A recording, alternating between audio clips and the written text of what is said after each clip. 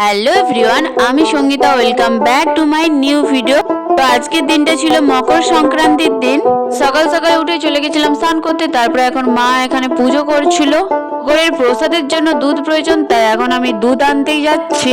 এই মকর সংক্রান্তির পুজোতে সর্ষে ফুল ছাড়া তো কোনো কথাই হয় না। যে সর্ষে ফুল কেন দেওয়া হয় পুজোতে, তোমরা যদি কেউ জেনে থাকো অবশ্যই আমাকে কমেন্টে জানিও। আর আমি যখন যাচ্ছিলাম দেখলাম এই বিড়ালটা এই গরুটার সাথে রোদ বোয়াচ্ছে।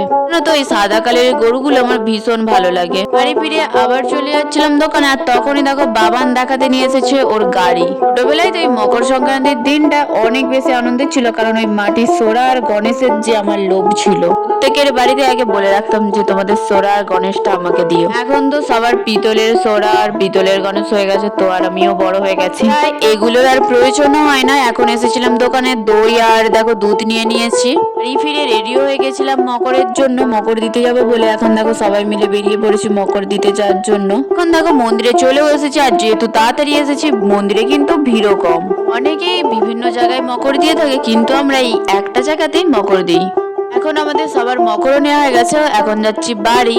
বাড়ি ফিরে এখানে আমি পিঠের জন্য নারকেল কুড়তে বসে গেছিলাম। নারকেল করা যায় বলে একটা ঝামেলার কাজ, তো এখানে আমার সমস্ত নারকেলগুলোই কোড়া হয়ে গেছে।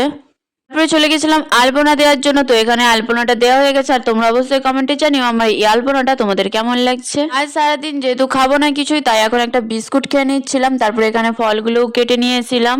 এখানে দেখো আমাদের পুজোও হয়ে গেছে, আর এই কৃষ্ণ ঠাকুরটাকে এখন তারপরে চলে গেছিলাম সন্ধে দিয়ে পিঠে বানাতে। আচ্ছা তোমাদের কার কোন পিঠে ভালো লাগে অবশ্যই কমেন্টে জানিও।